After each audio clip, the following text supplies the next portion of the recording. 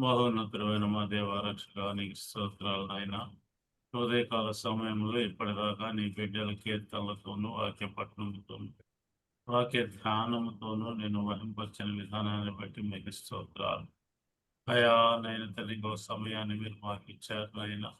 అయా అల్పుణ్ణి, అయోగ్యుణ్ణి నీ పాదముల చెంతతో ఉండగా నన్ను సిలువ చాటున మరుగు చేసుకొని మీరేం మాట్లాడంటే ఆయన మాట్లాడే మాట వృధాగా పోకుండా మా హృదయాల్లో సార్ మీకు పదిలపరుచుకొని చేపిస్తారా ఫలించటానికి సహాయం చేయండి. పాపా? సమస్తము మీ స్వాధీనంలో ఉంచుకొని నడిపిస్తూ ఉన్నందుకు మీకు స్తోత్రాలు నాయన. మీ కరుణ కటాక్షాలు మాపై కుమ్మరించండి.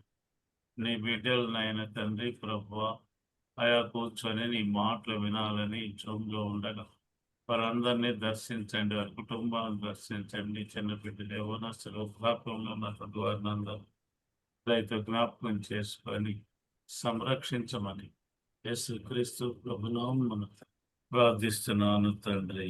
ఆమేన్. ఆమేన్. దేవునికి స్తోత్రం. హల్లెలూయా. హల్లెలూయా. హల్లెలూయా. పరిశుద్ధ గ్రంథంలో చక్కని మాట జ్ఞాపకం చేసుకుందాం. కొరింథీయులకు రాసిన మొదటి పత్రికలో 2వ అధ్యాయంలో 9వ వచనాన్ని 8, 9 వచనాలు ఒకసారి జ్ఞాపకం చేసుకుందాం. చదవండి. అది లోకాధికారులలో ఎవనికీ తెలియదు. అది వారికి తెలిసి ఉండిన ఎడల మహిమా స్వరూపియగు ప్రభువును సిలువ వేయకపోయుందురు. ఇందును గూర్చి దేవుడు తన్ను ప్రేమించి వారి కొరకు ఏవి సిద్ధపరచెనో అవి కంటికి కనబడలేదు, చెవికి వినబడలేదు, మనుష్య హృదయమునకు గోచరము కాలేదు అని వ్రాయబడి ఉన్నది. దేవునికి స్తోత్రం. హల్లెలూయా. ఇందులో రాస్తున్నాడు 9వ వచనంలో, దేవుడు తనను ప్రేమించు వారి కొరకు అని రాస్తున్నాడు. ఏవి సిద్ధపరచెను. తనను ప్రేమించే వాళ్ళు కొందరు, ఆయన ప్రేమించే వాళ్ళు మరికొందరు. పరిశుద్ధ గ్రంథంలో రాయబడినటువంటి విషయాలు కొత్త నిబంధనలో మనం చూస్తే ఆయనను ప్రేమించే వాళ్ళు కొంతమంది ఉన్నారు. అందులో ముఖ్యమైనటువంటి ఒక వ్యక్తి ఉన్నాడు. యోహాను సువార్తలో మనం జ్ఞాపకం చేసుకుంటే అందులో రాస్తున్నటువంటి మాట 21వ అధ్యాయం 16వ వచనాన్ని చూస్తే అందులో యేసు ప్రభు వారు ఒక అతన్ని ప్రశ్నిస్తూ ఉన్నాడు. మరలా ఆయన, యోహాను కుమారుడవైన సీమోను, నన్ను ప్రేమించుచున్నావా అని రెండవసారి అతన్ని అడగగా అతడు, అవును ప్రభువా, నేను నిన్ను ప్రేమించుచున్నానని నీవే ఎరుగుదువని ఆయనతో చెప్పెను. చాలు. ఇందులో 3 పర్యాయాలు యేసుక్రీస్తు వారు పేతురుని అడుగుతా ఉన్నారు. సీమోను అనబడినటువంటి పేతురు. మధ్య మధ్యలో పేర్లన్నీ కూడా ఆయనకి చాలా పేర్లు వచ్చినాయి. అందులో ఈ వ్యక్తి సీమోను పేతురు. తండ్రి పేరు ఏందట?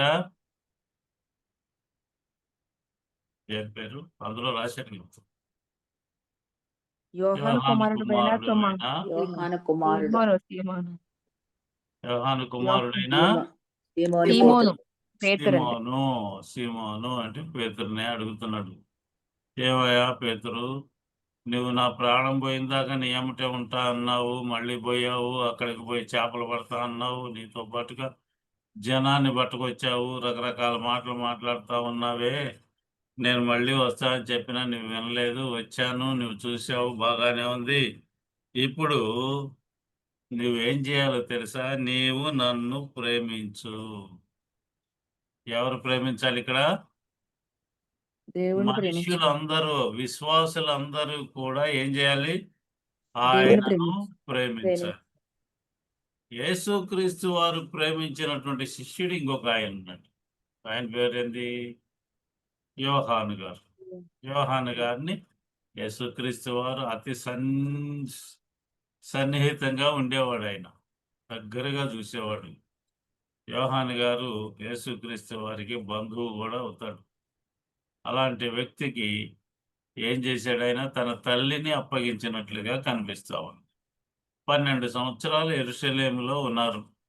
మరియమ్మ గారు ఏం చేశారు? 12 సంవత్సరాలు యోహాను గారి దగ్గర కుమారునిగా స్వీకరించినటువంటి ఆయన దగ్గర నివసించినట్లుగా మనకు కనిపిస్తూ ఉంది. ఆ తర్వాతనే మిగిలిన కార్యక్రమాలు ఈయన ప్రారంభించాడు యోహాను గారు. కాబట్టి తనను ప్రేమించే వారి కొరకు అని రాస్తున్నాడు. ఏవి సిద్ధపరచెనో అవి కంటికి కనబడలేదు, చెవికి వినపడలేదు, మనుష్యునికి హృదయానికి గోచరము గోచరము కాలేదు. కాలేదు. ఇవన్నీ కూడా రహస్యాలన్నమాట. ఏవి ఏ ఇందులో రాసినటువంటి మాటలు తనను ప్రేమించే వాళ్ళ కోసం సిద్ధపరిచిన ఏమన్నా ఉంటే అవి కంటికి కనిపించేవి కావు. ఏది అవసరమో, ఏది ఎప్పుడు నీకు అవసరమో ఆ అవసరాలు తీర్చటానికి ఆయన ఏర్పాట్లు చేసినట్లుగా కనిపిస్తా ఉంది. యెషయా గ్రంథంలో కూడా రాసినటువంటి ఒక చక్కని మాట మనం చదువుకోవచ్చు. ఇందులో మనం ఇంకొక మాట కూడా యెహోషువ రాసినటువంటి గ్రంథంలో 22వ అధ్యాయంలో 5వ వచనములో ఇందులో రాసినటువంటి ప్రేమించే వాళ్ళు ఎవరు అనేది మనకు తెలుస్తూ ఉంది. యేసు అయితే ప్రభు వారిని ప్రేమించాలి అంటే అందులో ఎలా ఉండాలి మానవులు అనేది అందులో రాస్తున్నటువంటి చక్కని మాటలు మనకు తెలుస్తూ ఉంటాయి. చదువుకుందాం ఆ మాట ఏం రాశారో. అయితే మీ ఆ! పూర్ణ హృదయముతోనూ, మీ ఆ! పూర్ణ ఆత్మతోనూ ఆ! మీ దేవుడైన యెహోవాను ప్రేమించుచు, ఆయన మార్గములన్నిటిలో నడుచుకొనుచు, హ్మ్. ఆయన ఆజ్ఞలను గైకొనుచు, ఆయనను హత్తుకొని, ఆయనను సేవించుచు, యెహోవా సేవకుడైన మోషే మీకు ఆజ్ఞాపించిన ధర్మశాస్త్రమును అనుసరించి నడుచుకొనుడి. ఇందులో రాస్తున్నాడు మోషే మనకిచ్చినటువంటి చెప్పినటువంటి ధర్మాన్ని, ధర్మశాస్త్రాన్ని ఫాలో అవుతూ ఉంటే దేవుణ్ణి ప్రేమించినట్లుగా కనిపిస్తా ఉంటది. ధర్మశాస్త్రంలో అన్ని విషయాలు ఉన్నాయి. వాటన్నిటి గైకొంటూ దాని ప్రకారంగా నడుచుకోవాలి అనేదే ఇందులో మనకి తెలియజేయబడుతున్నటువంటి మాటలు. దేవుడు ప్రేమించటము అనేది ఒకటైతే దేవుణ్ణి ప్రేమించటము అనేది ఇందులో ఇంకొకటిగా కనిపిస్తా ఉంది. ఆయన పూర్తిగా నమ్ముకునేటువంటి పరిస్థితి. ఆయన మీదనే భారం వేసేటువంటి పరిస్థితి. ఎంతమంది మనం ఏమన్నా ఇబ్బందులొస్తే ఆయన మీదనే భారం వేస్తా బ్రతుకుతున్నాము. మనం ఆలోచన చేస్తే చాలా తక్కువ మంది నీవేనయ్యా ఇంకేమన్నా చేసినా నీవే, బ్రతికించేది నీవే, చంపేసేది నీవే, అని రోగం తెచ్చేది నీవే, స్వస్థపరిచేది నీవే, పరిశుద్ధ గ్రంథంలో ఇవే కదా మాకు రాపించావు అని ఒక్కసారి ఆయన మీద భారం వేసి బ్రతికే వాళ్ళు ఈ లోకంలో ఎంతమంది ఉంటారు? మనం జూమ్‌లో ఉన్నాం కదా! మనం ఉన్నాం ఆ విధంగా ఎవరు కూడా అలాంటి పరిస్థితిలో ఉండలేని పరిస్థితులు కనిపిస్తూ ఉంటాయి. ఇందులో దేవుణ్ణి ప్రేమించే వాళ్ళు ఎలా ఉంటారంటే, పూర్ణ హృదయముతో, పూర్ణ మనస్సుతో, పూర్ణమైనటువంటి ఆత్మతో అని రాస్తూ ఉంటే, మధ్య మధ్యలో మనం తప్పిపోయేటువంటి పరిస్థితులు మనకు కనిపిస్తూ ఉంటాయి. కీర్తనకారుడు అంటున్నాడు 18వ అధ్యాయంలో 1, 2 వచనాలు మనం చదువుకుంటూ పోతే, యెహోవా నా నా బలమా! బలమా, నేను నేను నిన్ను నిన్ను ప్రేమిస్తూ ఉన్నాను అనే మాట ఇందులో రాస్తా ఉంటాడు. దేవుడే నాకు బలం. నేను యుద్ధానికి పోయినా, ఎవరి మీదకన్నా ఏం చేసినా సరే బలహీనంగా ఉన్నా, నాకు బలం ఎవరయ్యా అంటే యెహోవానే అనే మాట. నేను నిన్ను ప్రేమిస్తూ ఉంటాను కాబట్టి నీవు నాకు బలాన్ని ప్రసాదిస్తున్నావు అనే మాట కూడా అందులో రాస్తున్నాడు. నా శైలము, నా కోట, నన్ను రక్షించువాడు, నా కేడెము. నాకు రక్షణ శృంగము అని ఆయన్ని కొనియాడుతూ, మాట్లాడుతూ నీవే నాకు సమస్తము అని చెప్పుకోవటం అనేది ఇందులో మనకి తెలుస్తూ ఉంది. కాబట్టి దేవుణ్ణి ప్రేమించేవాళ్ళు ఆ విధంగా ఉంటారు అనేది మనం తెలుసుకొని తీరాల్సిందే అనేది మనం తెలుసుకోవాలి. ఇందులో యెషయా గ్రంథకర్త రాస్తున్నాడు 64వ అధ్యాయంలో 4వ వచనాన్ని మనం పరిశీలన చేస్తే అందులో రాస్తున్నటువంటి ఒక చక్కని మాట రాస్తున్నారు. చదువుకుందాం. యెషయా గ్రంథము 64వ అధ్యాయము 4వ వచనాన్ని మనం పరిశీలన చేస్తే అందులో రాస్తున్నటువంటి మాట కనిపిస్తా ఉంది. చూద్దాం.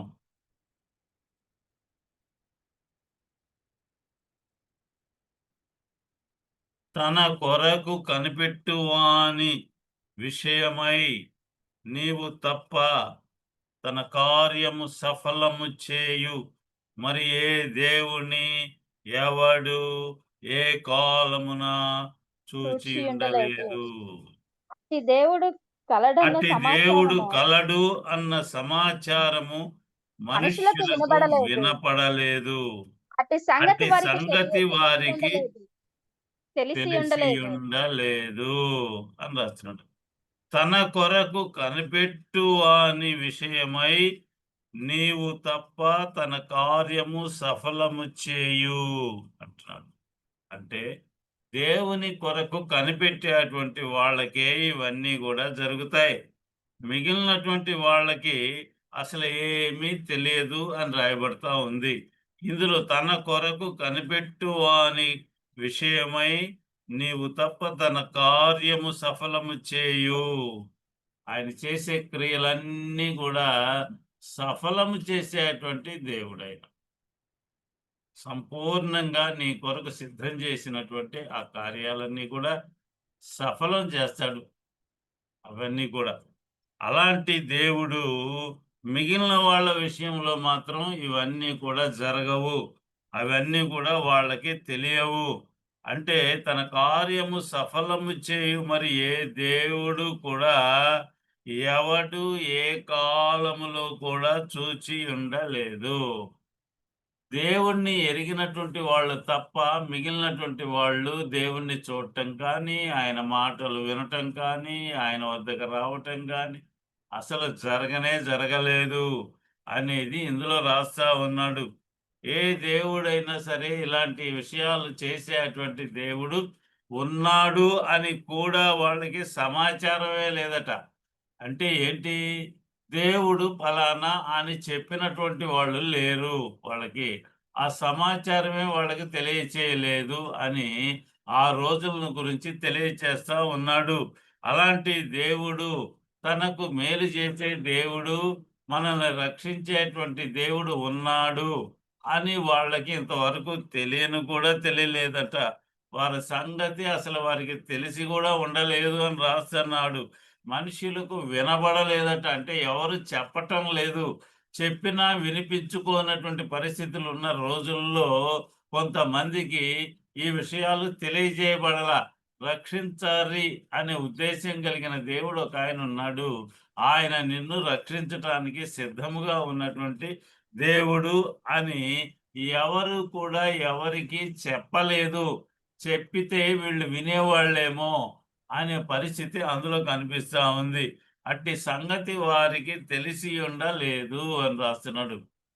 ఎప్పుడు ఎవరు ఏదైనా సరే ఆయన నమ్ముకుంటే మేలు చేస్తాడు అనే విషయాన్ని ఒకరికి చెప్పటానికి మనుషులు లేరు. వాళ్ళకి వినటానికి ఎప్పుడూ కూడా వినపడలేదు అనే మాటలు ఇందులో రాయబడుతున్నటువంటి మాటలు కనిపిస్తూ ఉన్నాయి. మనం చదివితే ద్వితీయోపదేశ కాండంలో 29, 24 మనం పరిశీలన చేస్తే అందులో రాసినటువంటి ఒక చక్కని మాట కనిపిస్తూ ఉంది. ద్వితీయోపదేశ కాండము 29వ అధ్యాయము 24వ వచనాన్ని మనం జ్ఞాపకం చేసుకుందాం.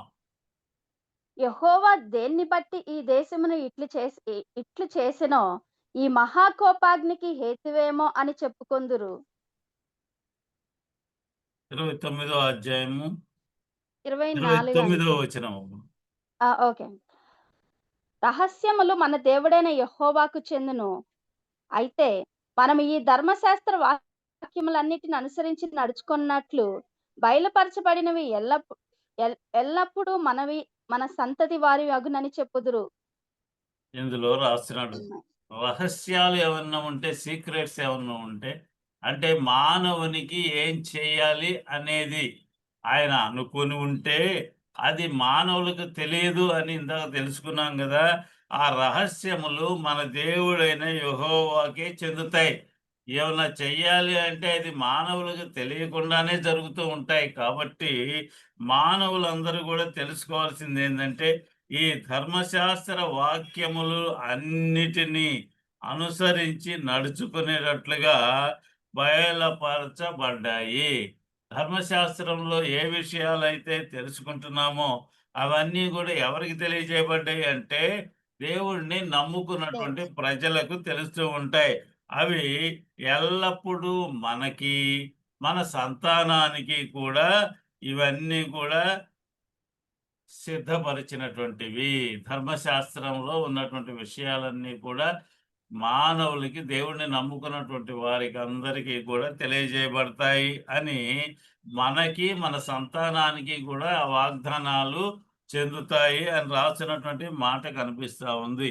కీర్తనకారుడు అంటున్నాడు 116వ అధ్యాయంలో 12వ వచనాన్ని మనం జ్ఞాపకం చేసుకుంటే 12, 13 వచనాలు అందులో ఒక చక్కని యెహోవా మాట రాస్తా ఉన్నాడు. యెహోవా నాకు చేసిన ఉపకారములన్నిటికీ నేను ఆయనకి ఏమి చెల్లించెదను? రక్షణ పాత్రను అంటున్నాడు ఇందులో చేతబుచ్చుకొని ఆయన చేసినటువంటి ఉపకారాలు ఉన్నాయే, సీక్రెట్ గా చేశాడు. ఆయన దాచిపెట్టి ఉంచినటువంటి ఉపకారాలన్నీ కూడా నాకు ఎప్పుడు అవసరమో అప్పుడు ఇచ్చాడు. వాటన్నిటి కోసం నేను ఆయనకి ఏమి ఇవ్వాలి అని అంటున్నటువంటి మాట అందులో కనిపిస్తా ఉంది. రక్షణ పాత్రను చేతపుచ్చుకొని రక్షణ పాత్రను చేతపుచ్చుకొని యెహోవా నామమున ప్రార్థన చేసేదను. మనం ప్రార్థన ఎప్పుడు చేస్తుంటాము? ఆయన చేసినటువంటి మేళ్ళకే మనం ప్రార్థన చేస్తుంటాం. అయ్యా నీవు మేలు చేసావా, మేలు చేసావని. మేలు చేయకుండా ఉన్నప్పుడు ప్రార్థన చేస్తున్నామా, చేయటం లేదా అనేది మనం జ్ఞాపకం చేసుకోవాలి. ఏమన్నా లాభం వస్తేనే ప్రార్థన చేస్తున్నావా? నష్టం వచ్చినప్పుడు దేవునికి చెప్పవా? ఏమన్నా ఇబ్బందులు కలిగినప్పుడు దేవునికి చెప్పవా? చెబితే ఆయన నిన్ను అలాంటి పరిస్థితుల్లో నుండి బయట వేస్తాడు. ఇందులో అంటున్నాడు, రక్షణ పాత్ర ఏదైతే ఉందో నన్ను ఎప్పుడైతే రక్షించాడో ఆ రక్షించబడినటువంటి విధానాన్ని నేను ప్రజలకు తెలియచేస్తాను. ఎలా చేస్తాను అంటే రాస్తున్నాడు అందులో యెహోవా ఆయన నామమున ప్రార్థన నామమున నేను చేసేదను. ప్రార్థన చేస్తాను, యెహోవాకు నా మొక్కుబడులు చెల్లించెదను. యెహోవాకు నా మొక్కుబడులు చెల్లించుకుంటాను. ఆయన ప్రజలందరి ఎదుటనే ఎప్పుడట? చెల్లించెదను. ఆయన ప్రజల ఎదుట, ప్రజలందరూ ఎవరైతే ఉంటారో అక్కడికి పోయి ఇవన్నీ చెల్లిస్తాను. ఎవరైనా అడిగితే ఏమయ్యా నువ్వు ఇప్పుడు దాకా మందిరానికి రాలేదు, ఇప్పుడు దాకా ప్రార్థన అంటే నీకు తెలియదు కదా, నువ్వు మొక్కుబడి అని వచ్చావు, ఏంటి ఇదంతా చెల్లిస్తున్నావని ఎవరన్నా అడిగితే అప్పుడు నేను వారికి తెలియచేస్తాను. ఏం చేస్తాడు? నాకు కష్టం వచ్చినప్పుడు నేను మొక్కుబడి చేసుకున్నాను. అయ్యా ఈ కష్టాన్ని తొలగిస్తే నేను పలానా విషయంలో నీ దగ్గరికి వస్తాను అనే మాట. మొక్కుబడి అంటే నీవు చేసినటువంటి ఒక వాగ్దానం. ఏం చెబుతున్నావు? నాకు ఈ విధంగా గనక మేలు జరిగితే నేను ఇది చేస్తాను. ఏం చేస్తావు? నువ్వేమైనా డబ్బులు ఇస్తే తీసుకునే దేవుడు ఆయన. నీ హృదయాన్ని కోరుకునేటువంటి దేవుడు. కాబట్టి ఎప్పుడైనా సరే నీకు కష్టం, నష్టం, ఇబ్బంది ఏమన్నా వచ్చినా, లేదంటే సుఖము, సంతోషము ఏమన్నా వచ్చినా వాటి కొరకు దేవుని దగ్గర కూర్చొని మొక్కుబడి చేసుకోవాలి. అయ్యా నీవు ఈ సంతోషాన్ని నాకు ఇచ్చావు కదా, దీని కొరకు నేను పలానా విషయంలో చేద్దాం అనుకుంటున్నాను. ఈ కష్టం వచ్చిందయ్యా, ఈ కష్టాన్ని తొలగిస్తే నేను పలానాది చేస్తాను అని చెప్పుకునేటువంటి వాళ్ళు మనకు కనిపిస్తా ఉంటారు. మనం కూడా అలాంటి విషయాల్లో మొక్కుబడులు చెల్లించుకోవాలి అనే మాట కనిపిస్తా ఉంది. మొక్కుబడి అంటే క్రైస్తవులకి పెద్దగా తెలియదు కానీ హైందవులైనటువంటి విషయాల్లో, వాళ్ళ విషయాల్లో మనకు బాగా తెలుసు. మనం చూస్తుంటాం. అయ్యా నిలువు దోపిడీ ఇస్తానయ్యా నీకు అని ఆ రోజుకి ఏ ముక్కు పుడకో చెవులో ఏయో తీసుకుపోయి అందులో పడేస్తుంటారు. అప్పటిదాకా ఉన్నాయని లాకర్లో పెట్టుకొని పోయి. అది మొక్కుబడి అంటే నీవు దేవుని దగ్గర కూర్చొని ఏం చేయాలి అనుకుంటున్నావు? ఏమి కోరడాయన? ఆయన కోరుకునేది ఒకటే, ఇబ్బందుల్లో ఉన్నటువంటి వారిని వాళ్ళ ఇబ్బందులు తీర్చే విధంగా ఉండాలి. ఎవరైనా ఇబ్బంది పడతా ఉంటే ఆ ఇబ్బంది ఎందుకొచ్చింది అనేది చూసి దాన్ని సరిచేయగలిగి ఉండాలి. కష్టాలు ఏమన్నా ఉన్నా కూడా కష్టాలు తొలగిపోయే మార్గాన్ని వారికి సూచించాలి. ఇవి మనం చేయాల్సినటువంటి పనులు. బట్టలు లేనోళ్ళకి బట్టలివ్వండి అని రాశాడు కదా పరిశుద్ధ గ్రంథంలో. ఎవరైనా ఇబ్బందుల్లో ఉంటే మీరు పోయి సంరక్షించండి అని రాశాడు. ఇల్లు లేని వాళ్ళకి సంరక్షణ ఏంది అంటే ఇల్లు ఉండేట్లుగా ఏర్పాట్లు చేయండి. అలాగే బట్టలు లేనటువంటి వాళ్ళకి బట్టలు ఇవ్వండి. ఎవరైనా రోగం కలిగి ఉంటే, రోగంలో ఉంటే వారిని ఎక్కడికన్నా స్వస్థపరిచే విధానం ఇక్కడ ఉంది అని తెలియచేయాలి. మనకు తెలిసినటువంటి ఒక వ్యక్తి ఉన్నాడు. ఆయనకి కుష్ఠరోగం ఉంది. ఆ కుష్ఠరోగంలో నుండి బాధపడుతూ ఉంటే వాళ్ళ ఇంట్లో ఉండేటువంటి ఒక సేవకురాలైనటువంటి చిన్న అమ్మాయి, ఒక అమ్మాయి ఉంది. ఆ అమ్మాయి చెప్పినటువంటి సలహా మనకు తెలుసు. ఇతని కుష్టు పోవాలంటే పలానా ఊరికి పోవాలి. అక్కడ దైవజనుడున్నాడు. అతను ప్రార్థన చేస్తే దేవుడు స్వస్థపరుస్తాడు అని చెప్పిన విధానము, అదే స్వస్థత కలిగే విధానం ఎట్లా ఉంది అనేది తెలియజేయటమే అనేది ఇందులో కనిపిస్తా ఉంది. కీర్తనకారుడు అంటున్నాడు 31వ అధ్యాయంలో 19వ వచనాన్ని మనం గమనించినట్లయితే అందులో రాస్తున్నటువంటి ఒక చక్కని మాట రాస్తా ఉన్నాడు. చదువుకుందాం ఏముందో అందులో. నీ యందు భయభక్తులు గల వారి నిమిత్తము నీవు దాచి ఉంచిన మేలు ఎంతో గొప్పది. నరుల ఎదుట నిన్ను ఆశ్రయించు వారి నిమిత్తము నీవు సిద్ధపరిచిన మేలు ఎంతో గొప్పది. ఇందులో రాస్తున్నాడు, నీ యందు భయము భక్తి కలిగినటువంటి వారి కొరకు నీవు ఏం చేశావు? దాచి ఉంచినటువంటి మేలు ఇక్కడ కనిపిస్తా ఉంది. దాచిపెట్టి ఉంచాయంట ఎవరికి? ఆయన యందు భయము భక్తి కలిగినటువంటి వారికి. ఎవరైతే ఆయన యందు భయము భక్తి కలిగి జీవిస్తారో, భయం ఎప్పుడు వస్తుందండి మనుషులకి? ఏదన్నా శిక్ష పడుద్దేమో అనేది భయము. లేదంటే ఏదన్నా పని చేస్తే దానికి ఫలితము శిక్షేమో అని, అంటే దేవుడు శిక్షిస్తాడు అనేది ఇందులో కనిపిస్తా ఉంది. అది కలిగినటువంటి వారు ఎవరు? భక్తి కలిగినటువంటి వారు ఎవరు? దేవుని ఆశ్రయిస్తారు వీళ్ళిద్దరు కూడా. కాబట్టి వాళ్ళ కోసం దేవుడు ఏం చేస్తాడట? దాచి ఉంచుతా అంట మేలు. ఈ దాచి ఉంచింది ఎప్పుడు ఇస్తాడంటే ఎప్పుడు అవసరం అవుద్దో అప్పుడే ఇస్తాడు. కానీ రోజు ఇచ్చేది వేరుగా ఉంటది. అది నీకు ఎప్పుడు అవసరం అవుద్దో అప్పుడే దేవుడు అనుగ్రహిస్తాడు అనేది ఎవరికి? భయము భక్తి కలిగినటువంటి వారికి. దేవుని యందు భయము భక్తి కలిగినటువంటి వాళ్ళు ఎవరు? ఏం పని చేస్తారు? దేవుని మార్గంలో నడవటానికి ప్రయత్నం చేస్తారు అనేది మనం తెలుసుకొని తీరాలి. నరుల ఎదుట నిన్ను నన్ను ఆశ్రయించు ఆశ్రయించు వారి నిమిత్తము నిమిత్తము నీవు నీవు సిద్ధపరిచిన మేలు సిద్ధపరచినటువంటి మేలు. నరుల ఎంతో ఎదుట గొప్పది. ఎవరైతే నన్ను ఆశ్రయిస్తా ఉంటారో అని రాస్తున్నాడు. నరుల ఎదుట ఆశ్రయించేది ఎవరు? సాక్షులు. ఎవరైతే దేవుని యొక్క సువార్త పరిచర్య చేస్తా ఉంటారో, దేవుని మాటలు ప్రజలకు తెలియజేస్తారో, విశ్వాసులైనటువంటి వారు కూడా పక్కనటువంటి వారికి దేవుడు నన్ను ఈ విధంగా రక్షించాడయ్యా, మీరు కూడా రక్షణ పొందండి అని చెబుతుంటారో, వాళ్ళ కోసం సిద్ధపరిచినటువంటి మేలట. సిద్ధపరిచినటువంటిది అంటే రోజు ఇచ్చేది అని అర్థం. ఎలాంటి లోటు లేకుండా చేసేటటువంటిది అనేది మనం జ్ఞాపకం చేసుకోవాలి. నరుల ఎదుట అంటే ప్రజలు చూస్తూ ఉన్నప్పుడు నీకు కలిగేటువంటి మేలు అనేది రాస్తా ఉన్నటువంటి మాట కనిపిస్తా ఉంది. మేలు అంటే ఏందో తెలుసు కదా. ఏంటా మేలు? ఆదికాండంలో 50వ అధ్యాయం 20వ వచనాన్ని మనం చూస్తే, మీరు నాకు కీడు చేయ ఉద్దేశించారు, అయినప్పటికీ కూడా అది మేలునే దేవుడు ఉద్దేశించాడు. నాకేమైనా కీడు చేయాలని ఎవరన్నా ప్రయత్నం చేస్తే ఆ కీడు నాకు మేలునే చేసిందట. అది దేవుడు సిద్ధపరిచినటువంటిది. ఎవరైనా సరే నాకు కీడు చేయాలని వస్తే ఆ కీడు వలన నాకు మేలు జరిగింది అని రాసినటువంటి మాట ఇందులో కనిపిస్తా ఉంది.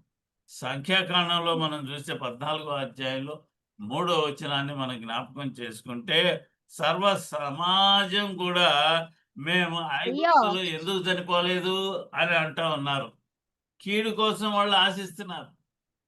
ఎందుకని? మాకు ఆ ఊర్లో చాలా బాగా ఉండింది, నువ్వు తీసుకొని వచ్చావు, 40 సంవత్సరాలు మమ్మల్ని నడిపిద్దామని వచ్చావు, నడవలేక మా కాళ్ళు వాసిపోతున్నాయి అనేవాళ్ళు కూడా మాకు కనిపిస్తూ ఉంటారు. ఎన్నో ఇబ్బందులు పడుతున్నాం ఈ అరణ్యంలో, మమ్మల్ని అందరినీ తీసుకొచ్చావు. అక్కడైతే ఎంత శ్రమ పడ్డా ఏదో కాస్త కూస్తో భోజనం దొరికేది. ఇక్కడికి వస్తే మేమే వండుకోవాల్సి వస్తుంది, మేమే చేయాల్సి వస్తుంది, అన్నీ కూడా మేమే సంపాదించుకొని చేసుకోవాల్సి వస్తుంది అనే మాటలు వాళ్ళ దగ్గర నుంచి వచ్చినాయి. అక్కడ ఉన్నప్పుడు మేము అవి తిన్నాం, కీరకాయలు తిన్నాం, దోసకాయలు తిన్నాం, అవి తిన్నాం, ఇవి తిన్నాం, రకరకాల మాటలు మాట్లాడుతున్నాడు. ఒకడు మాట్లాడితే చాలు వాడిని బట్టి అనేకులు వస్తుంటారు మాట్లాడటానికి. ఇందులో అంటున్నాడు, ఏందయ్యా ఆయన చేసింది అంటే ఈ-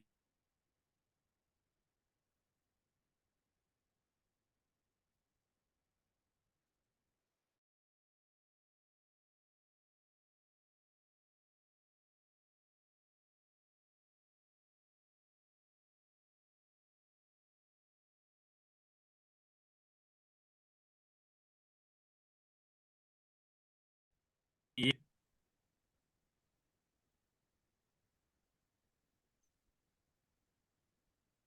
హల్లెలూయా. హల్లెలూయా, హల్లెలూయా, హల్లెలూయా.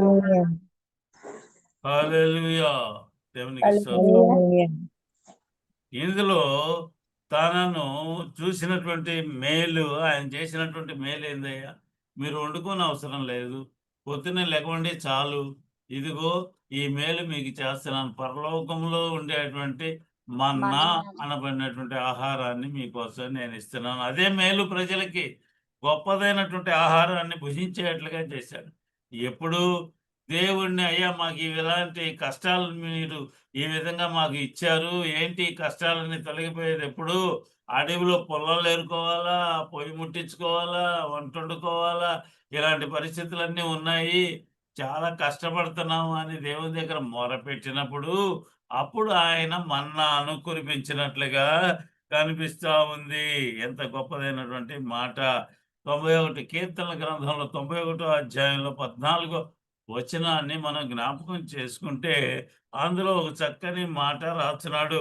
అతడు నన్ను ప్రేమిస్తూ ఉన్నాడు గనక నేను నేను అతన్ని అతన్ని తప్పించేదను. తప్పిస్తాను అంటున్నాడు. అతడు నా నామం మనల్ని ఏదైనా నెరిగినవాడు సరే గనుక. ఇబ్బందుల్లో ఉంటే తప్పించేటువంటి పరిస్థితి ఎవరికుంది? దేవుణ్ణి ప్రేమించేటువంటి వారికి అనేది మనం తెలుసుకోవాలి. దేవుణ్ణి ప్రేమించినట్లయితే మనకి ఏంటి? ఇందులో సిద్ధపరిచిన మేలు అని రాస్తున్నాడు. దేవుడు మన కోసం ఏమేమి సిద్ధపరిచాడు అనేది మనం తెలుసుకొని తీరాలి. మొట్టమొదటిగా పరిశీలన చేస్తే దేవుడు మన కోసం విందు సిద్ధపరిచాడు అని రాస్తున్నాడు. పరిశుద్ధ గ్రంథకర్త చాలా చక్కగా వివరించినటువంటి మాట ఏందయ్యా అంటే, లూకాసు వార్త 14వ అధ్యాయంలో 18వ వచనము నుండి 21వ వచనం వరకు మనం చదువుకుంటూ పోతే అందులో రాసినటువంటి మాట ఒకటి కనిపిస్తా ఉంది. ఏందట? లూకాసు వార్త 14వ అధ్యాయము 18వ వచనము నుండి రాసినటువంటి మాట అయితే మనకు రాస్తున్నాడు. ఏందయ్యా? అయితే ఆ, వారందరూ ఏక మనసుతో నెపములు చెప్పసాగిరి. 16వ మొదటివాడు వచనము నుండి చదువమ్మా. 16 నుంచి చదువు. ఆయన అతనితో ఇట్లనెను, ఒక మనిషి గొప్ప విందు చేయించి అనేకులను పిలిచెను. విందు కాలమందు అతడు ఇప్పుడు సిద్ధమై ఉన్నది, రండి అని పిలువబడిన వారితో చెప్పుటకు తన దాసుని పంపెను. అయితే వారందరూ ఏక మనసుతో నెపములు చెప్పసాగిరి. మొదటివాడు, నేను ఒక పొలము కొని ఉన్నాను, అవశ్యంగా వెళ్ళి దాన్ని చూడవలెను, నన్ను క్షమింపవలనని నిన్ను వేడుకొనుచున్నానెను. మరొకడు, నేను 5 జతల ఎడ్లను కొనియున్నాను, వాటిని పరీక్షింప వెళ్ళుచున్నాను, నన్ను క్షమింపవలనని వేడుకొనుచున్నానన్ను. మరి ఒకడు, నేనొక స్త్రీని వివాహము చేసుకున్నాను, అందుచేత నేను రాలేననెను. అప్పుడు ఆ దాసుడు తిరిగి వచ్చి ఈ మాటలు తన యజమానికి తెలియజేయగా ఆ ఇంటి యజమానుడు కోపపడి, నువ్వు త్వరగా పట్టణపు వీధులలోనికి సందులలోనికి వెళ్ళి బీదలను, అంగహీనులను, కుంటివారిని, గ్రుడ్డివారిని ఇక్కడికి తోడుకొని రమ్మని ఆ దాసునితో చెప్పెను. అంతటా చాలమ్మా. ఇందులో అంటున్నాడు, మత్తయి సువార్త 22లో కూడా ఒక మాట ఇందులో రాస్తుంది. అందులో ఒక రాజు సిద్ధపరిచినటువంటి విందు. రాజు సిద్ధపరిచినటువంటి విందు ఎవరి కోసం అంట? తన కుమారునికి వివాహం చేయాలి అనుకుంటున్నటువంటి పరిస్థితుల్లో ఆయన ఏర్పాటు చేసినటువంటి విందు. ఆ విందు పరలోకంలో ఉంది. మనకందరికీ ఏర్పాటు చేసేటువంటి ఆ విందులో మనము పాల్గొనాలి అని ఎవరైతే పిలవబడ్డారో రాస్తున్నాడు అందులో. మనల్ని దేవుడు పిలిచినటువంటి సందర్భాలు ఏంటయ్యా? మనల్ని పిలిచినటువంటి సందర్భము, ఎప్పుడు రక్షణ పొందావో అప్పుడే నీకు ఆ యొక్క విందులో ఏర్పాటుకి నీకు ఉంది. ఆ విందులో నీవు ఉండటానికి ఆ సందర్భంలో నీకు ఏర్పాటు చేశాడు. కాబట్టి ఏం జరుగుతుంది అంటే ఆ విందులోకి నువ్వు రావాలి అంతే. ఇక్కడ ఏం జరుగుతా ఉంది, కొంతమంది అయితే ఆ విందులోకి రావటానికి ఇష్టపడటం లేదు. దేవుని యొక్క విందు ఎంత గొప్పగా కనిపిస్తా ఉంది. విందు వేరు, ఇందులో మనం చూసి విందు ఎప్పుడెప్పుడు వస్తుందండి, ఫంక్షన్స్, అప్పుడప్పుడు సందర్భానుసహితంగా ఉండేటువంటిది. ఏ పెండ్లో లేకపోతే ఇంకా ఏదన్నా సందర్భాలు ఇంట్లో జరుగుతాయి కదా, ఆ సందర్భాల్లో మనం అందరినీ పిలుచుకొని ఒక ఫంక్షన్ లాగా ఏర్పాటు చేసుకొని భోజనాలు ఏర్పాటు చేస్తాం. అందులో రకరకాలైనటువంటి వంటకాలు కనిపిస్తా ఉంటాయి. భోజనం వేరు, విందు వేరు. భోజనం అంటే రోజు అది సిద్ధపరిచినటువంటిది అనేది మనం తెలుసుకోవాలి. ఇందులో మనం చూసినట్లయితే దేవుడు సిద్ధపరిచినటువంటిది. ఈ విందులో పాల్గొనటానికి కొంతమంది పిలువబడ్డారు. కానీ రావటానికి ఇష్టపడలా. ఇందులో మనం చూస్తే పెద్ద కుమారుడు మనకు కనిపిస్తూ ఉంటాడు. పెద్ద కుమారుడు తండ్రి పెద్ద విందు చేస్తా సంతోషపడుతుంటే రావటానికి ఆటంకాలు చాలా ఎదురైనాయి ఆయనకి.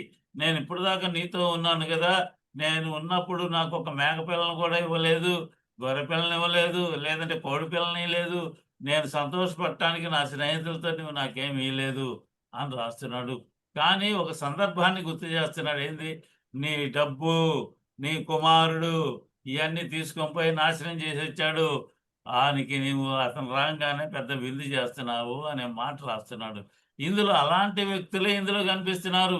రక్షించబడినటువంటి వాళ్ళే, తండ్రి దగ్గర ఉన్నటువంటి వాళ్ళే, తండ్రి మాటలు విన్నటువంటి వాళ్ళే రాండయ్య ఫంక్షన్ చేస్తున్నాను అంటే వాళ్ళలో ఏదో ఒక లోపాన్ని గుర్తుపెట్టుకొని నేను వెళితే ఆయన అడుగుతాడేమో అని ఇందులో రాస్తున్నాడు. పరిశుద్ధ గ్రంథకర్త అందులోనే రాస్తున్నాడు.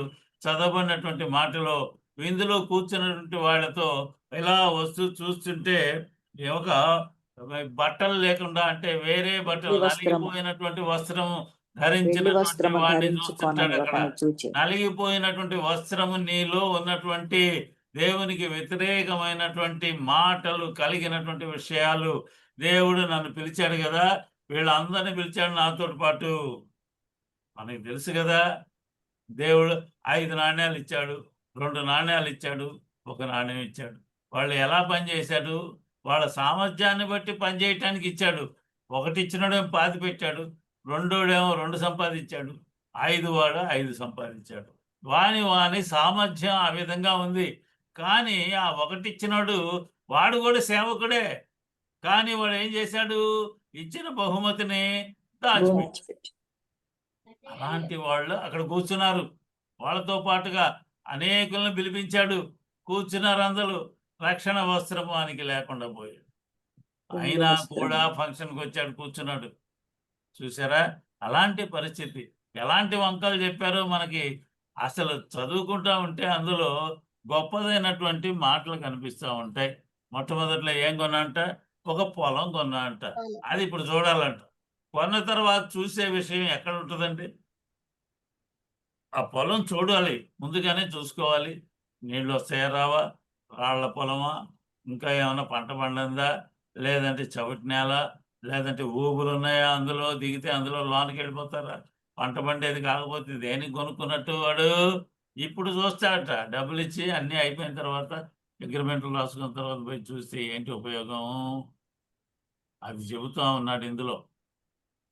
నువ్వు చేయాల్సింది ఏంది, ముందుగానే నువ్వు రక్షించబడినటువంటి వాడివిగా దేవుని యొక్క పిలుపు మేర రావాలి. రెండో వాడు ఏం చేస్తున్నాడు, 5 జతల ఎడ్లు కొన్నానయ్యా. కొన్న తర్వాత నువ్వు తోలకొచ్చుకునేది ఏం చేయటానికండి, అది దానికి మనం చూస్తుంటాం పల్లెటూళ్ళల్లో, దానికి సుడులు ఉన్నాయా, లేకపోతే నాగలు సరిగా దున్నుద్దా, లేదంటే దాని కాళ్ళలోనే ఆ నాగలు దిగబడేట్టుగా నడుస్తుందా, ఇష్టపూర్వకంగా కాడి మోస్తుందా, అంకెలేస్తుందా, బండి మోస్తుందా లేదా, పక్కన దానికి ఇది కడతారు, పక్కన కడతారు, ఇంకో రెండోది లాక్కపోతే, అలా విధంగా ఏమన్నా ఉన్నాయా ముందుగానే చూసుకోవాలి కదా. నీకు నచ్చినట్టుగా ఉండాలి కదా. నచ్చని పరిస్థితులు తీసుకొచ్చి పిలిచినప్పుడు దేవుని నేను రాను అనే పరిస్థితులు ఉంటే ఎలా, ఎంత కష్టపడాల్సి వస్తుందో చూసారా. ఇంకొక ఆయన అయితే ఇంకా విచిత్రంగా చెబుతున్నాడు, రావయ్యా గుడికి, దేవుని మాటలు వినవయ్యా బాబు అని అంటే ఏమంటున్నాడో తెలుసా అండి, నేను నేను ఒక ఒక స్త్రీని స్త్రీని వివాహం వివాహం చేసుకున్నాను చేసుకున్నాను. ఆ స్త్రీ అని ఎలాంటిది చూసారా? మనం పరిశీలన చేస్తా ఉంటే ఆ స్త్రీ వివాహం చేసుకున్న తర్వాత ఇతన్ని ఏం చేసింది? దేవుని మార్గం నుండి తప్పించింది. దేవుని మార్గానికి వెళ్లకుండా చేసేసింది. చెబుతున్నాడు, నేను పెళ్లి చేసుకున్నానే, నేను రాను. పెళ్లి చేసుకుంటే ఏమవ్వాలా? భార్యను కూడా తీసుకొని వెళ్ళాలా. అందరూ ఎంత సంతోషంగా ఉంటారు. మందిరం అయిపోయిన తర్వాత ఏం చేస్తారు? ఆహా, మంచిదాన్ని చేసుకున్నావయ్యా, నువ్వు పట్టుకొస్తే నీ మాట అన్నది అని చెబుతారు, పొగుడుతారు. అలాంటివన్నీ పోగొట్టి ఆమె ఏం చేసింది? సామెతల గ్రంథం 31వ అధ్యాయంలో స్త్రీని గురించి వర్ణిస్తా ఉన్నాడు. అలాంటి ఆమెను చేసుకోకుండా ఏం చేశాడు? ఈయన అపవాదికి లోనైపోయినట్టుగా కనిపిస్తా ఉంది. ఈ ముగ్గురు జాతి కూడా దేవుని మాటలను తిరస్కరించినట్లుగా కనిపిస్తా ఉంది. పెండ్లి విందు రాండి అని పిలుస్తా ఉంటే వెళ్ళలేని పరిస్థితులు కనిపిస్తా ఉంటాయి. ఇంకొక బ్యాచ్ మనకు తెలుసు, 10 మంది ఉన్నారు వాళ్ళు కన్యకలు. 10 మంది కన్యకల్లో కేక వినపడ్డది. వాళ్ళు సిద్ధపడ్డారు పాపం. ఐదుగురు. విటిలు తెచ్చుకున్నారు. నూనె ఉంది కొంతమందికి, వీళ్ళు కూడా నూనెతోటే వచ్చారు. కానీ ఆ నూనె అక్కడ బాగానే అయిపోయింది. నూనె దేనికి? మంటకి, అగ్నికి. పరిశుద్ధాత్మ అగ్ని కలిగినటువంటి పరిశుద్ధులైనటువంటి కన్యకలు వాళ్ళు రాస్తున్నాడు అందులో. కన్యకలు, పరిశుద్ధత కలిగినటువంటి కన్యకలు వాళ్ళు. ఎంత గొప్పగా రాస్తున్నటువంటి మాట. మత్తయి సువార్తలో 25వ అధ్యాయంలో 1 నుండి 12 దాకా చదువుకుంటే వాళ్ళ గురించి రాస్తున్నారు. దివిటీలు ఉన్నాయి, నూనె పోసుకొని వచ్చారు, వెలిగించుకొని వచ్చారు, ఎదురు చూస్తా ఉన్నారు. పెండ్లి కుమారుడు కేకేస్తున్నాడు అక్కడ ఉన్నటువంటి జనాభా, ఇదిగో పెండ్లి కుమారుడు. జనం లెక్కలేసి చెబుతున్నారు, పలానాప్పుడు వస్తాడు, పలానాప్పుడు వస్తాడు, వస్తున్నాడు వస్తున్నాడు వస్తున్నాడు. ఎక్కడ వస్తున్నాడు అని ఎదురు చూసేవాళ్ళు చాలా మంది ఉన్నారు. ఎప్పుడు వస్తాడు అనేవాళ్ళు ఎదురు చూస్తున్నటువంటి వాళ్ళు ఉన్నారు. వాళ్ళని మాయల్లో పడేసి పబ్బం గడుపుకునే వాళ్ళు చాలా మంది కనిపిస్తూ ఉంటారు. యేసు ప్రభు వారు ఏం చెప్పాడు? నేను రావటం అనేది నా చేతుల్లో లేదయ్యా, అదిగో తండ్రి యొక్క చిత్త ప్రకారంగానే నేను రావాలి. ఎట్లా పడితే అట్లా వచ్చే పరిస్థితి కాదు. వచ్చేటప్పుడు మాత్రం అందరికీ తెలుసుద్ది, తెలిసేటట్టుగా నేను ఏర్పాట్లు చేస్తాను. అప్పుడు మారతాను అంటే కుదిరే పని కాదు, సెకండ్లో జరిగిపోయేటువంటి పని. ఈ కన్యకలు ఎదురు చూస్తున్నారు. కన్యక లోకములో ఉన్న సంఘానికి గుర్తుగా ఉంది. ఆ సంఘం యావత్తు కూడా పురుషుడైనటువంటి పెండ్లి కుమారునికి ఎదురుపోయేట్టుగా ఉండాలి, ఎదురుపోవాలి కన్యకలు. అలాంటి పరిస్థితుల్లో ఉండి చివరికి పరిశుద్ధాత్మను పోగొట్టుకున్నారు వీళ్ళు. ఆరిపోయింది వాళ్ళ అగ్ని. ముట్టించండిరా బాబు అంటే దీపం వెలిగించడానికి తీసుకొస్తే ఆ దీపంతో ఏం తగలబెట్టారు? ఇల్లు తగలబెట్టారట. అట్లా ఉంది వీళ్ళ పరిస్థితి. వాళ్ళని అడుగుతున్నారు వాళ్ళది కూడా నాశనం చేద్దామని. మిగిలిన 5గురు తెచ్చుకున్నారు పాపం నూనె, వెలుగుతా ఉన్నాయి వాళ్ళ దివిటీలు. అయ్యా, ఆ దివిటీ మాది ఆరిపోతుంది, పరిశుద్ధాత్మ నూనెలో నా కొంచెం దగ్గర నాకు నుంచి ఇవ్వరా? వెళ్ళిపోయాడు నేను చేసే పనులకి, ఇదిగో పరిశుద్ధాత్మ మళ్ళీ కావాలి నాకు అని వాళ్ళని అడిగితే, మంచోడువేనయా నువ్వు, నేను ఎలా చేస్తాను ఈ పని అని చెప్పేటువంటి పరిస్థితి అక్కడ కనిపిస్తూ ఉంది. వాళ్ళు చేరలేకపోయారు. నూనె లేదు, అయిపోయింది. నూనె ఉంటే కదా అగ్ని కనిపించేది నీకు, వెలుతురు, వెలుగు లేదు, పోగొట్టుకున్నారు. అలాంటి పరిస్థితుల్లో సిద్ధపాటు అనేది లేకుండా పోయింది. అనేది నీవు సిద్ధపరచుకునే పరిస్థితి ఉందా? సిద్ధపడు అనే మాట ఇందులో కనిపిస్తూ ఉంది. ఆయన చేసేటువంటి పిలుపు ఏందయ్యా? పెళ్లి కుమారుడు వస్తే విందు, సంతోషం కలుగుద్ది. నీకు ఆ సంతోషం కలుగుతుందా? ఆలోచన చేస్తున్నావా? రెండవది ఏందయ్యా అంటే, ఈయన దేవుడు సిద్ధపరిచే వాటిల్లో విందు సిద్ధపరచడమే కాదట, రక్షణ సిద్ధపరిచినటువంటి దేవుడు రాస్తున్నాడు. నీకు రక్షణ కలగాలి. ఇందులో రాస్తున్నటువంటి మాట, రక్షణ అనగానే ఒక వ్యక్తి కనిపిస్తూ ఉంటాడు మనకి. పొట్టివాడైనటువంటి ఒక వ్యక్తి కనిపించాలి. ఆ వ్యక్తి పొట్టిగా ఉన్నాడు అని చాలా మంది అనుకుంటా ఉంటాం. అయ్యో పొట్టిగా ఉన్నాడు, పొట్టిగా ఉన్నాడని. పొట్టిగా ఉండేటువంటి జీవితంలో నుండి పొడుగైనటువంటి జీవితాన్ని ఆశించాడు ఆయన. మనం ఆశిస్తున్నామా? కనీసం ఒక రోజన్నా, నెలలో ఒక రోజన్నా పోదాం మందిరానికి అనేవాళ్ళు ఎవరన్నా ఉన్నారా? మనలో చాలా మంది అధికారులు ఉన్నారు. మందిరానికి పోతే ఏమన్నా అడుగుతారు పక్కనోళ్ళు అనుకునే వాళ్ళు కూడా మనకు కనిపిస్తూ ఉంటారు.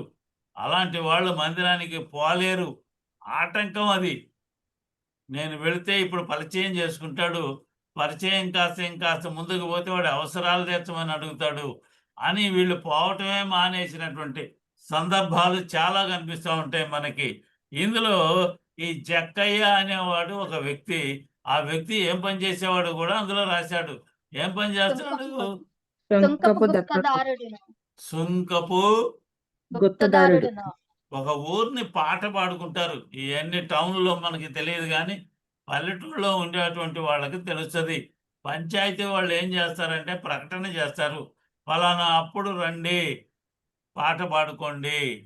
కూరగాయలందరూ అమ్ముతుంటారు కదా!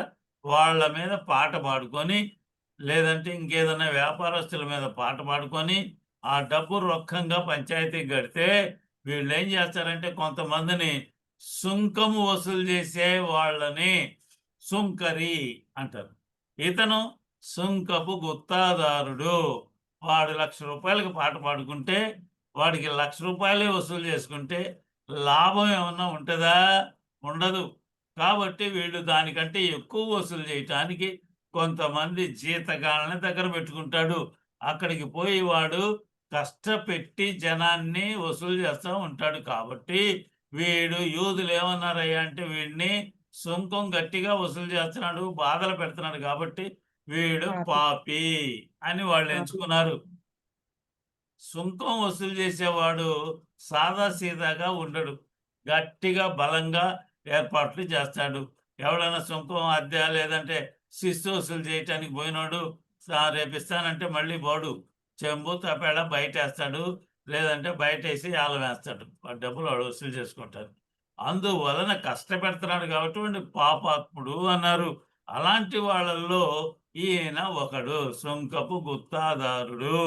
అలాంటి వ్యక్తి దేవుని మార్గంలోకి రావటానికి ఇబ్బంది పడతా ఉంటారు. ఎందుకని ఇబ్బంది పడుతుంటారు? ప్రజలు చూస్తూ ఇతను పలానా వ్యక్తి పాపాత్ముడు. వీడిలో ఉన్న పాపం పక్కన పడింది. అది తీసి పక్కన పడేశారు. వీడిలో ఉన్నటువంటి పాపం మనకు తెలుసు కదా! ఒక పరిసయ్యుడు, ఇంకొకడు సద్దుకయ్యుడు. ఇద్దరు వ్యక్తులు గుడికి పోయారండి యెరూషలేము దేవాలయానికి. తుంకరి పరిసయుడునండి. తుంకరి పరిసయుడు. పరిసయ్యుడు తుంకరి. ఇద్దరు ప్రార్థనలు చేశారు కదా! పరిసయ్యుడు అంటున్నాడు నాకు దశంభాగం ఇస్తాను, నాకు వచ్చినట్టులే ఇస్తాను, అయ్యి ఇస్తాను. మార్లు ఉపవాసం దేవుడికి ఇవి ఇచ్చే చేస్తాను. ఎందుకు నాకు? దేవుడు అడగడా? నేనే నీకు ఇచ్చాను వాటిలో నాకు ఇచ్చే, నువ్వు నన్ను అడిగేది ఏందయ్యా? అడగబాకు నువ్వు అనే మాట. ఇదిగో పైగా ఇతని వలె నేను లేను అనే ప్రశ్న కూడా దేవునికి వేస్తున్నాం. అలాంటి వ్యక్తులు గుడికి వస్తే వచ్చేటువంటి సమస్య ఏందో తెలుసా? ఏమి సరైంది కాదు, వీడు సరైన వాడు కాదు, లంచగొండివాడు. లేదు నేను వెళ్తే ఈ విధంగా లంచం అడిగాడు చిన్న పనికి కూడా, లేదంటే కష్టపెడతా ఉంటాడు. ఇలాంటి వ్యక్తి మందిరానికి వచ్చాడే అని అనేవాళ్ళు, అనుకునేవాళ్ళు కనిపిస్తూ ఉంటారు. కాబట్టి వీళ్ళు గుడికి రారు. లేదంటే ఇందాక చెప్పుకున్నాగా లాభం కావాలనుకునేటువంటి వాళ్ళు కొంతమంది ఉంటారు కాబట్టి వాళ్ళు కూడా ఇక్కడ కనిపిస్తూ ఉంటారు. ఈ జక్కయ్య మాత్రం యేసుక్రీస్తు వారు అటు పక్కకు వచ్చంటే యేసు ఎవరో చూడాలి, అప్పుడు దాకా చూడాలి అనుకోలే. ఒక సందర్భం వచ్చింది ఆయనకి. నీ తలుపు తట్టింది. తలుపు తట్టినటువంటి ఆయన పిలుస్తున్నాడు, నేను నీ తలుపు దగ్గరకు వచ్చాను, తలుపు తీయ్, హృదయం అనే తలుపు తెరువు అనేటువంటి మాట కనిపిస్తూ ఉంది. హృదయం తెరిచాడు. అందులోకి ప్రభువును ఆహ్వానించడానికి ఈయన చెట్టెక్కాడు. చెట్టెక్కిన ప్రజలు ఎట్ట చూస్తారండి? పైకి ఎట్లా చూడాలి. అంటే ఏమయ్యాడు? అందరికంటే ఎత్తుగా అయిపోయాడు ఆయన. పొట్టివాడే జీవితంలో, కానీ దేవుణ్ణి ఎరగాలి, ఆయన చూడాలి, ఆయన మాటలు వినాలి, ఆయన మార్గం ఎలా ఉంటుందో తెలుసుకోవాలి అనుకున్నటువంటి ఈ వ్యక్తి ఒక్కసారిగా ఆ చెట్టు ఎక్కగానే అందరికంటే ఎత్తుగా ఆయన కనిపించాడు. చూడండి, యేసుక్రీస్తు వారు అక్కడికి వచ్చి జక్కయ్య కిందకు దిగు అనగానే కిందకు దిగాడట. దూకి ఉంటాడు ఆయన ఉద్దేశం అది. ఇందులో అంటున్నాడు, నశించిన దానిని వెదకి రక్షించటమే మనుష్య కుమారుని యొక్క పని భూమి మీద. అలాంటిది ఈయనకి రక్షణ కలిగింది. పాపులను రక్షించటానికి ఆయన భూమి మీదకి వచ్చాడు అని మనకి తెలియజేస్తున్నటువంటి మాటలు కనిపిస్తూ ఉన్నాయి. మనం చదువుకుంటే అపోస్తలుల కార్యముల గ్రంథంలో 16వ అధ్యాయంలో 27 నుంచి చదువుకోవచ్చు, కానీ 30, 31 వచనాలు మనం చదువుకుందాం. ఒక్కసారి గమనించండి. 16, వారిని 30. వారిని వెలుపలికి తీసుకొని వచ్చి, అయ్యలారా, రక్షణ పొందుటకు నేనేమి చేయవలనెను? అందుకు వారు, ప్రభువైన యేసునందు విశ్వాసముంచుము, అప్పుడు నీవును నీ ఇంటి వారును రక్షణ పొందుదురని చెప్పి అతనికిని అతని ఇంటినున్న వారందరికిని దేవుని వాక్యము బోధించిరి. ఇక్కడ మనం తెలుసుకుంటే పౌలు గారు, శీల అనబడినటువంటి ఇద్దరు దేవుని యొక్క పరిచర్య చేస్తూ ఉంటే తీసుకుపోయి జైల్లో పడేశారు. ఈ రోజుల్లో కూడా దేవుని యొక్క సువార్త పరిచర్య చేసే వాళ్ళకి అనేక కష్టాలు వస్తూ ఉంటాయి, ఇబ్బందులు వస్తూనే ఉన్నాయి. అలాంటి వాటిల్లో నుండి దేవుడు కాపాడుతాడు అనే మాట ఇందులో కనిపిస్తూ ఉంది. వీళ్ళిద్దరూ కూడా చేస్తూ ఉంటే, ప్రార్థనలు చేస్తూ ఉంటే, అక్కడ ఉన్నటువంటి ఆ చెరసాల అధికారి అక్కడికి వచ్చాడు. సందర్భాలన్నీ కూడా మనకి తెలిసినవే. ఆడికి వచ్చినటువంటి ఈ వ్యక్తి తనను తాను చంపుకోవాలనుకుంటున్నటువంటి సందర్భం కనిపిస్తూ ఉంది. అన్యుడైనటువంటి ఒక వ్యక్తి ఆయన. అతనితో వీళ్ళు మాట్లాడుతున్నటువంటి మాట, అయ్యలారా, రక్షణ పొందాలి, రక్షణ పొందాలి అంటున్నారు కదా. ఆ రక్షణ పొందటం అంటే ఏందో నాకు తెలియదయ్యా, ఏంటి, ఏం చేయాలి అని అడుగుతా ఉన్నాడు. ఎవరైనా దారిని పోయేవాడిని పిలిచి మందిరంలో కాసేపు కూర్చోయ్యా, దేవుని మాటలు విను, రక్షించబడతావు అంటే వాడు అడిగే ఒకే ఒక్క ప్రశ్న, అసలు రక్షణ అంటే ఏంది, ఎవరిని ప్రార్థన చేయాలి, ఆయన రక్షించే దేవుడేనా? ఈ మాటలన్నీ మా మనసులో నుంచి వస్తాయి. ఇందులో అంటున్నాడు, రక్షణ పొందాలంటే నేనేం చేయాలయ్యా అంటే, ఇందులో ఒక మాట ఏం మాట్లాడుతున్నాడు? ప్రభువైన యేసునందు నీవు విశ్వాసం విశ్వాసముంచుము. ఉంచు. విశ్వాసం అంటే నమ్మకము. దేవుడైన ప్రభు అయినటువంటి యేసుక్రీస్తు వారు రక్షిస్తారు అని ముందు నీవు నమ్మాలి. అప్పుడు నువ్వేం చేస్తావు? నీవు రక్షించబడతావు. నీతో పాటుగా నీ ఇంటి వారును నీ ఇంటి రక్షించబడతారు. వాళ్ళు కూడా రక్షించబడతారు.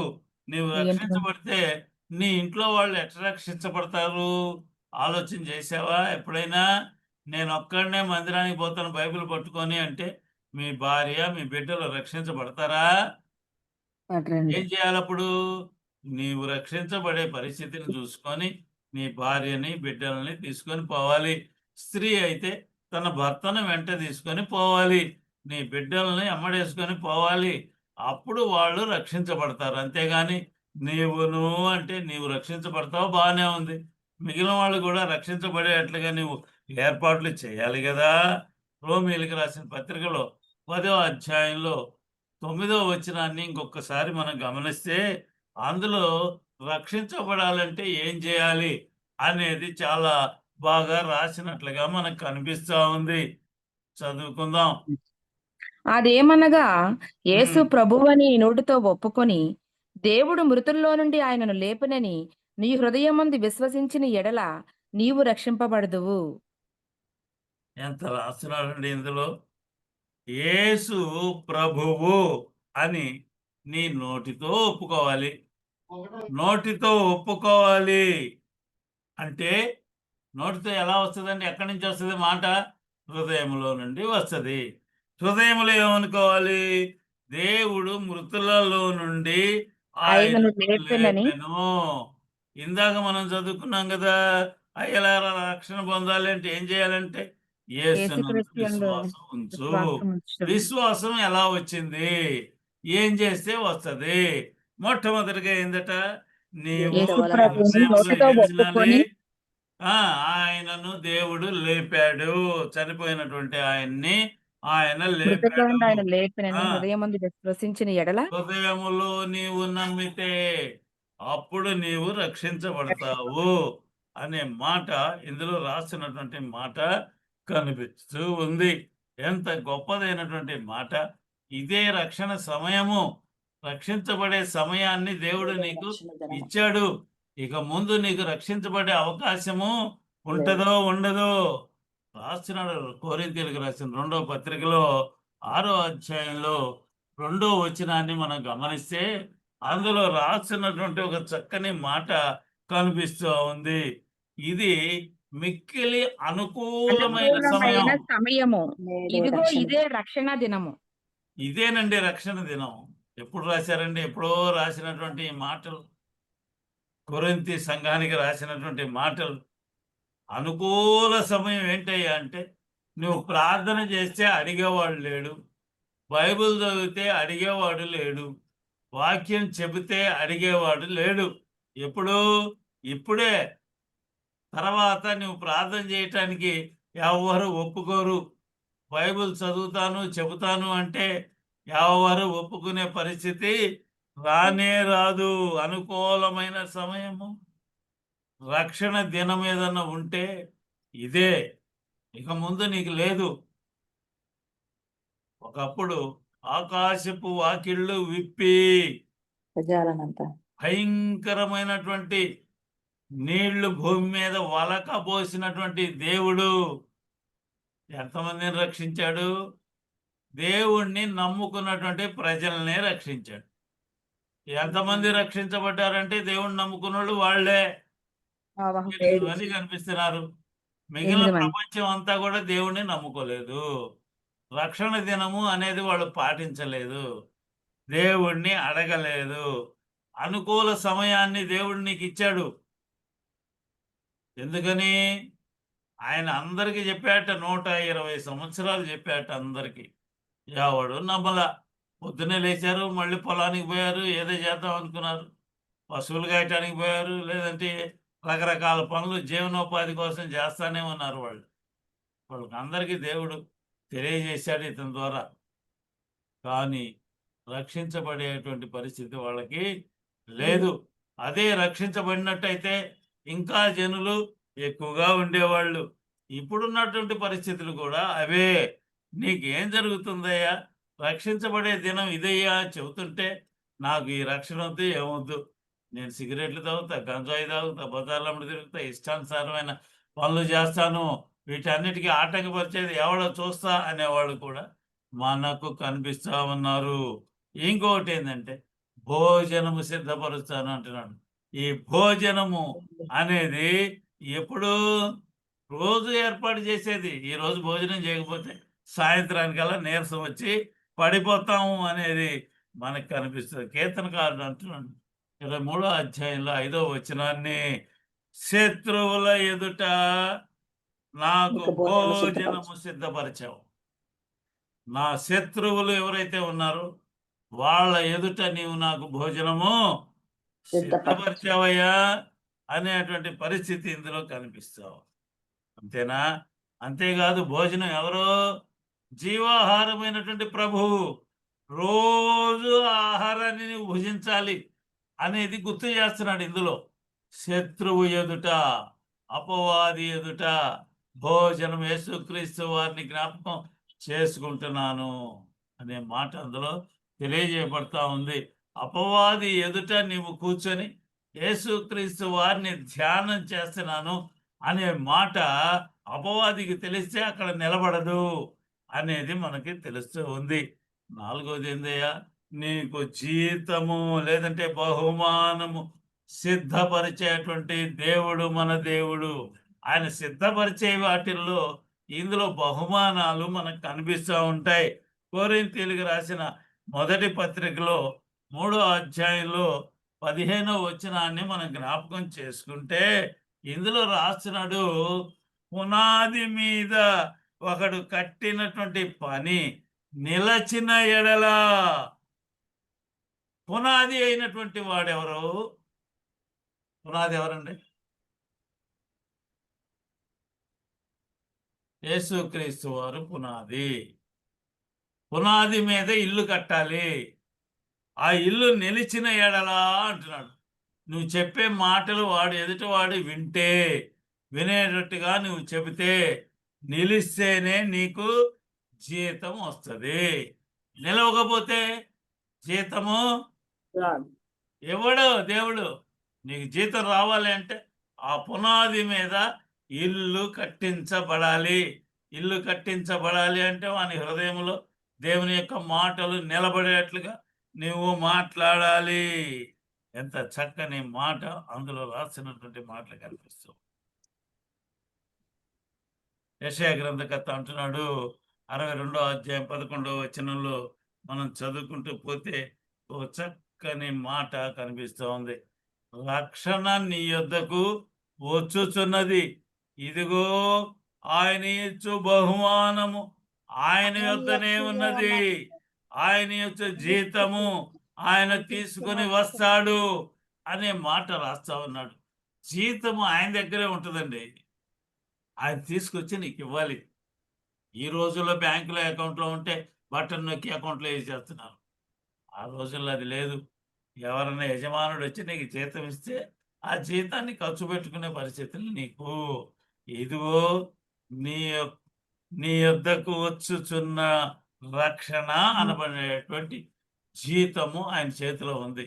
నిన్ను రక్షించాలి అంటే ఆయన వచ్చి నిన్ను రక్షించే పరిస్థితులు కనిపించాలి. ఆయన ఇంకొకటి కూడా మనకి సిద్ధం చేస్తున్నది. ఏంది? స్థలము, లేకపోతే పట్టణము, లేకపోతే రాజ్యము. ఈ 3 కనిపిస్తూ ఉంటాయి. ఇవన్నీ కూడా సిద్ధపరిచేటువంటి దేవుడిగా మనకు కనిపిస్తూ ఉన్నాడు. నా తండ్రి ఇంట అనేక నివాసములు గలవు. యోహాను సువార్త 14వ అధ్యాయం 2, 3 వచనాలు మనం చదువుకుంటూ పోతే అందులో రాస్తున్నాడు, మీకు స్థలము సిద్ధపరచడానికి నేను వెళ్తున్నాను.